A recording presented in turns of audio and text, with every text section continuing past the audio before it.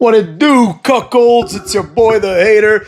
And for all of you that were wondering, the Hater couldn't do a video last night because I was out of town. And the Airbnb that we got was in a relatively crowded neighborhood. Me and my friends went to see Linkin Park. That's right, if anyone's wondering. The new singer, the girl, is pretty damn good. I had a great time. The Hater grew up on Linkin Park, so I had a good time. But, I couldn't really do the video. I actually ended up driving back home, but I got back home too late, took a shower, and went to bed. You know what I'm saying? I felt a little bit bad, but I didn't want to start yelling at like 4 in the morning. But anyways, here we are. I was going to make a video, 25 reasons why Linkin Park rules, but I decided instead, while I was waiting for the concert to start, to look at my phone, and I saw that some people were released from the E and from the NXT. So now we're going to do a release review, Cuts. Release review. Did they deserve it? Were they complete jobbers? And we're going to give our general thoughts to this, right? Already people are saying like, what was Triple H's role? It's like, dude, he's the boss, all right? He made these decisions. And quite frankly, normally I don't like Triple H, but sometimes people have to go. If you don't contribute anything to the product, like I've been saying, you got to bounce. So maybe it's time to do another roster review as we approach this new season of The Hater, which started after WrestleMania, almost like a soft reboot, you know what I'm saying? So like, the real reboot, like I did the reboot, but I haven't really duplicated any of the videos, so it is what it is. So we'll go from there. Now, from WWE, from the main roster, the following jobbers have been released: Katana Chance and Kaden Carter. These girls were never going to make it. Katana Chance, she's an athletic girl. She's an attractive girl. Kaden Carter ain't a complete pig. But, like, the reality is, quite frankly, these girls, like, the writing was on the wall, right? They obviously were never going to get a push. They are the fraxium of the women's division. Nobody cares about them. Their gimmick is they like to party. You know what I mean? Wow, what a compelling, set of characters we've got here. Next, we've got Dakota Kai, who has been stealing from this company for approximately 10 years. The Hater was, I believe I was on vacation, or was that the Cruiserweight Classic? I was in the Dominican Republic, Dale, you know what I'm saying? And I was having some fun there. I think that was the Cruiserweight Classic, but when they had the Mae Young Classic or whatever, where they introduced like 30 women, like half of whom were signed, you know what I mean? Like, that's when Dakota Kai debuted, and it's like she's done absolutely nothing since then. There's nothing peculiar about her. There's nothing special about her. This has Ruby Riott written all over it. It also has Julia written all over it. It also has Kairi Sane written all over it. None of these broads are drawing a dime, So I guess Damage Control is now done, unless Damage Control just becomes the Kabuki Warriors 2.0 with the return of Kairi and the return of what's-her-face, Asuka, right? I mean, the reality is you can get released from this company and come back a few years later nowadays, so this isn't even that heartbreaking. Obviously, it sucks for the girls so far, but it is what it is. Katana Chance was like a legend on Ninja Warrior. She left to join the WWE, basically wasted like 5 or 6 years of her life doing nothing. You know what I mean? Probably making like 40 grand a year. But it is what it is. She could have made more from sponsorships in Ninja Warrior. She would have like maintained her legendary status. I'm sure she'll be back and it'll be a big deal. She'll get more views doing Ninja Warrior than NXT or even Raw gets like all year probably. So there you have it. Next up on the list, we got Shayna Baszler, all right? Shayna Baszler, a lot of people were big on her when she debuted. The Hater, okay, she was okay, but I don't really like this philosophy of getting like clearly failed athletes, right? It's one thing to take John Cena, as a failed bodybuilder, let's say, or The Rock as a failed football player. No, he played for the Hurricanes. I don't care, right? He didn't make it to the NFL. He couldn't even cut it in like the Canadian Football League. So, let's not get it twisted, right? Or take Randy Orton, who failed in the military. It's one thing to do that. It's another thing to take people that have been like on TV performing their sport, right? In a named capacity, right? Like, Shayna Baszler has had MMA fights, and she has like, I don't know if she has a 50-50 record, but she has like not a great record, right? So the philosophy that she's like somehow like this unbeatable woman is absurd, right? Just because you train jujitsu a couple of times doesn't mean that you can beat up anybody. Like, would it shock anybody if like Rhea Ripley or Bianca Belair or even Tiffany Stratton were able to beat the hell out of Shayna Baszler? Like dozens of other women have beaten her ass, right? But Shayna Baszler is not like, remember Jessamine Duke and Marina Shafir, who is now part of that weird ass faction on AEW with Dean Ambrose, right? Like these girls, they were like 1 and 2, losing to like complete cans, to complete nobodies that like never made it. You know what I mean? At least Shayna Baszler fought some like, decent competition, but it's like, that's all it takes. It's like you can have 3 pro fights, lose 2, win 1, and then you can have like the gimmick of a badass MMA person like Marina Shafir who throws around like dudes like twice her size sometimes.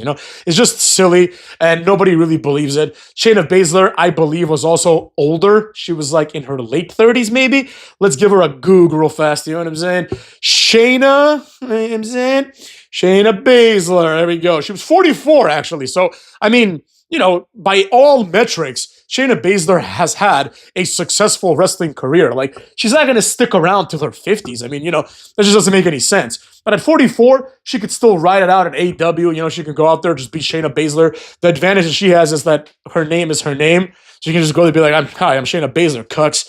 She can go like, like in 90 days, when the Dean Ambrose group starts a feud, maybe they start a feud with like, what's it called? I haven't been watching AEW, so this might already be happening for all I know. But maybe they start a feud with like the Hurt Syndicate. That's the only other faction I can think of. Hurt Syndicate, like, wouldn't Shayna Baszler fit in the Hurt Syndicate? You know what I mean? You put her literally in like a suit, in like a men's suit, right? And you just bring her out there with like Lashley and them, She's all about hurting people. That's like her entire gimmick, right? And she can be like the counterpart to Marina Shafir. There's some history there. It is what it is. Next up on the main roster, we have Braun Strowman. This is obviously a mistake. Now, I'm not saying that Braun Strowman is this like epic, legendary Big Show type wrestler. Clearly, we know that he's not. However, like in the context of who's better, right? Let's do a nice little goog to see their ages, because maybe that had something to do with it. But let's say, we took Braun Strowman. He is, how old is this motherfucker? 41. All right, he's a little older. How old is Bronson Reed? How old is he? If he's under like 30, then fine. He's 36. It's only a 5-year difference. It's like, who is better, more believable, and more entertaining? Bronson Reed or Braun Strowman? Let's see. The guy, Braun Strowman, that would, if he wanted to, he could beat the shit out of literally everyone in NXT, in WWE, in AEW. He would just murder everybody. Maybe Lashley would have a small chance, but like Lashley's also like almost 50, right? Like Braun Strowman is just a freak of nature. It's like him and Omos. And like at the very least, just put him and Omos together as like the 2 giant retards if you want. That would be more like, just think about that. If one day you had like Omos and Braun Strowman, just literally the 2 giant retards, and they're just these 2 morons who just beat people up, like, wouldn't that, just that, without even any thought, wouldn't that be more compelling than DIY? Wouldn't that be more interesting than Street Profits? I think it would be. Now, I'm not trying to shit on Bronson Reed, because I actually like Bronson Reed, But in the context of big men, which there are very few of them left, Braun Strowman should have come back and directly gone for the WWE title. Now, AEW is in the shitter, right? But Braun Strowman is one of those people that if the other company gets them, it's a difference, right? If you imagine, for example, right, TNA, if they had like 2, maybe 3 more like names when like Kurt Angle and Booker T and them were there, like if they had like a Big Show or like a Mark Henry or 2 monsters, I think that would make a slight difference. I'm not saying they would win the Monday Night Wars, obviously not, because Raw had like Cena and Orton too, but they would do a good job, right? And that's the problem. Like, Braun Strowman, he's not going to move the needle for AEW, but he will sure as shit move the needle more than Shelton Benjamin. You know what I mean? So he's someone that, one of those people that you just keep so the other people don't have him, right? Like a Ricochet. Ricochet is another one where it's like, is he going to move the needle? No, but like, you'd rather have him and pay him whatever his salary is than have him potentially go and be a massive star, There's a few people like that in history, namely, what's his name? That guy, Elijah Burke, like that's someone where it's like, all right, this guy's like, he's got something there. He nearly became a star in TNA. It was just a timing issue because TNA just like, at that point, they just blew up, and like they had people like RVD and Kurt Angle was getting like a repush. Jeff Hardy came back, Mr. Anderson. They had people that were like higher up on the, the metaphysical wrestling card than Elijah Burke, but like, or also known as the Pope D'Angelo De Niro. But he should have been a centerpiece. And if he had been, things may have turned out a little bit differently. Now, I will say this, from all these 5 people that were released from the main roster, none of these people really deserve a job except for Braun Strowman. So I'm not really upset at any of this. Moving on to NXT. Cora Jade, motherfucks. I don't even know who that is, but she's been released. I always confuse her with Roxanne Perez, so that's that. Gigi Dolan. Gigi Dolan, I believe, is in the same group as Cora Jade, so they've both been released. That Tatum Paxley girl, I think, is the only one that's still around. This is odd because they won their match at NXT. I believe it's them. They won their match at NXT, like TakeOver or whatever, Stand and Deliver. And, they were primed. It was a pretty good match too. And these, I'm assuming, are young girls. So that's kind of sad, but let's be real. Gigi Dolan, Cora Jade. There's too many women right now. There's too many women that have been signed. They're going to get lost in the shuffle. Remember when Zarya was supposed to be this big deal? They like hyped her up with like vignettes and everything. And now she's feuding with like Sol Ruka, who like in that time, Sol Ruka was a complete jobber. Nobody knew who the fuck she was. And all of a sudden, Sol Ruka is now like above Zarya, like in the card, right? Like since the debut, which I think was in October, which means it was like 7 months ago, right? I could be wrong. It may have not been in October, but I remember it was near Halloween. Again, I could be wrong, right? But if it was, let's say it was for a second, right? Because this girl was like a big deal from Australia, Zarya. Yeah, let's see here. The whole thing about her was like, they're like, oh, she's from Adelaide, Australia, or whatever, right? The same place that Rhea Ripley's from. They're like, what do they do with women there? They must have like the best women of all time. It's like, shut up, man, Like, she's a jobber too. But anyways, she debuted on October 29th. She's done fucking nothing since then, And like, Sol Ruka is now the mid-card champion. Not that there's anything to be proud of, but Sol Ruka is at least entertaining. She's like, interesting to look at too. Like she's like weird looking, but like not in a bad way. I don't know. But Zarya, she's just like a jobber, right? And you have her there, and other people are like, and she's supposed to be this big deal, right? So if she's a big deal and she's like, not getting released, but she's doing nothing for 7 months, right? 7 months, almost 7 months. That doesn't really leave any room for the likes of Cora Jade. After this, we've got Jakara Jackson. She's the partner of Lash Legend. In my opinion, she's the superior of the two. I think Jakara Jackson is the more entertaining. She's the better looking. And Lash Legend is just like, when I look at her, like I have the same vibes as I do when I look at Tiffany Stratton. Like you just look at them and you're like, something's wrong. Like something doesn't fit here. Jakara Jackson is way too masculine. Tiffany Stratton is way too cartoonish, looking like Lola Bunny. But despite that, they decided to release Jakara Jackson. They released a guy named Riley Osborne. I think he hangs out with like Duke Hudson and the other guy, So I don't give a shit about Riley Osborne. Eddie Thorpe. I think Eddie Thorpe, a lot of people don't like him, but Eddie Thorpe to me was entertaining, right? He had an interesting look. He was a little bit weird, but an interesting look. He had like, a down with a white man, I'm a Native American, you stole my land pseudo gimmick, which I thought was interesting and entertaining. So he deserved a bit better, I feel like, right? Then we've got the 3 guys from Gallus, Joe and Mark Coffey and Wolfgang. Personally, I believe that these 3 guys should have had some sort of main roster push. There is no reason not to give these guys a slight main roster push. I'm not saying make them the next Hurt Business, but you can make them, I don't know, the next Mexicools or something like that, right?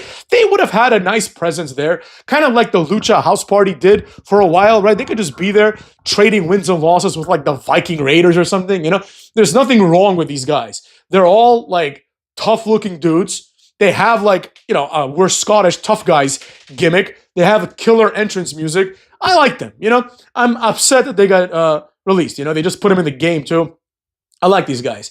Then we've got Javier Bernal, big body Javi. I've only seen this guy perform in 1 match, right? But it was entertaining. The gimmick is he's a small Latino guy from like Chile or something, right? But he thinks he's like a big guy, right? Big body Javi. He tried, motherfucks. He tried. Then we got someone named Danny Palmer. I have no idea who the fuck that is. But that's weird, right? She's getting released as well. Then we've got Oro Mensah. Now, Oro Mensah is an interesting guy. You have the Metaphor, which obviously is no more because 2 of the 4 people have been released. They cannot be the Meta 2. Like Noam Dar and Lash Legend, who's like 3 times his size. But anyways, Oro Mensah, like he debuted as a jobber. You know, he was like, I want to follow in the footsteps of Kofi Kingston. Like, nobody should present that about themselves. I want to follow in the footsteps of Val Venus. No, you want to follow in the footsteps of Hulk Hogan, of Cena, of Orton. Nobody should, like, I'm sure there's people that are motivated to join wrestling because they like R-Truth, but you don't want to follow in the footsteps of R-Truth. Imagine if like Javon Evans came out and said, I want to follow in the footsteps of R-Truth. No, motherfucks. Everyone there should want to follow in the footsteps of Hulk Hogan, Stone Cold, The Rock, Booker T. That's like the minimum. The minimum is Booker T, right? Like basically, like the minimum is a legend, right? Unless you're like, if you're like, for example, Javier Bernal, big body Javi, and you want to follow in the footsteps of like, you know, Rey Mysterio, okay, fine, like that's understandable. You have to at least be a legend. Like the minimum is Booker T or Rey Mysterio, you know? Anyone above that is a justifiable, like, you know, person, which means there's like 12, 15 people at most that you can like reasonably follow behind, right? Then there's some people like The Undertaker, you know, you don't want to, like, nobody should come out there and be like, I want to follow in the footsteps of The Undertaker. Like, shut the fuck up. Who do you think you are, you know? Or I want to follow in the footsteps of Brock Lesnar. Have some attainable goals, you know? But anyways, that's just how that is, right? Oro Mensah, he wanted to follow in the footsteps of Kofi Kingston. But the thing about this guy was that he was pretty good. He was athletic. He could do a lot of cool moves. He had a dumbass name, Oro Mensah. Oro means gold in Latin languages, and Mensa means some other bullshit. You know what I mean? And he was like, I'm here because I'm like gold. Yeah, shut up, right? But he's a good-looking guy. He had the opportunity to be something, right? And this begs one of those questions that I have, right? I'm going to have to do it again, motherfucks. Why is it that Oro Mensah, right, who I'm going to now bequeath the next Cedric Alexander, why is it that Oro Mensah doesn't get a shot, but Sami Zayn gets infinite shots? I'm not trying to say it's a race thing. I don't think it is. I think it's just like a stupidity thing from like Triple H. It's like, dude, don't you understand? Sami Zayn, like you could make anybody into the next Sami Zayn, right? If Oro Mensah said, I want to follow in the footsteps of Sami Zayn, here's what would have to happen. He needs to go on Raw and get his ass kicked, and there it is. He's already achieved the success of Sami Zayn. You know what I mean? But he got fired. Obviously, comparing these, and they're saying that Luca Crucifino from whatever, the Tony D'Angelo family might also be fired. That's like a rumor, I guess. I don't care. This guy's like the fourth guy in like a stable of jobbers, you know? Like I know a lot of people like Tony D'Angelo, but I don't think it's ever going to happen, you know? I place him in the same category as like, what's it called? Obafemi, right? These guys are just like, they're waiting to be released. But that's neither here nor there. Obviously, the big, not shocker, I'm not shocked at all, because since Braun Strowman came back, he's done nothing. But that's the big disappointment, right? Because at the end of the day, Braun Strowman is what he is, right? He is a former world champion who won the title at WrestleMania from Goldberg. You know what I mean? Just that alone should give you some career protection, you know? Maybe he wanted to leave, I don't know, but can you imagine being Braun Strowman, a former world champion who beat Goldberg at WrestleMania, right?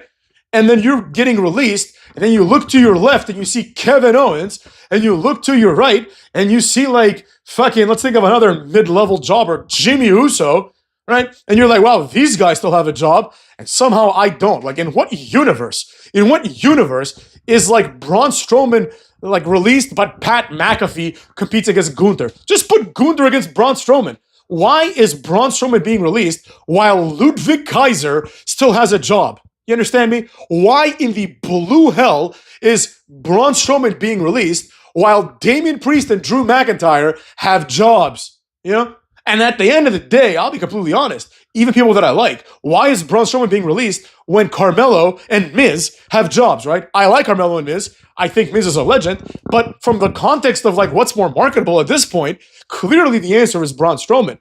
But, you know, his career was in jeopardy, and his career is now over. You understand me? So with that being said, you know, the hater doesn't have any hard feelings towards Triple H for this one, but it does suck that Braun Strowman is gone, cuckolds. And obviously the hater hopes to see all of the people that were released, all of them, including fucking Jakara Jackson and Cora Jade and, you know, all these people, Eddie Thorpe, all these young men and women. I hope to see them again in some capacity in some other company, maybe in the WWE, maybe in NXT. I don't know. I don't care.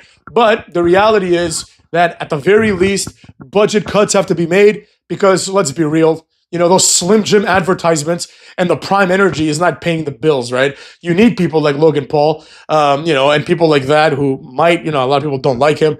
I heard there's some scandal with him. I'll have to look into that as well. But the point is, you need people that bring money. And these people, it has been determined by the powers that be that these people do not, in fact, bring money. Cuckolds!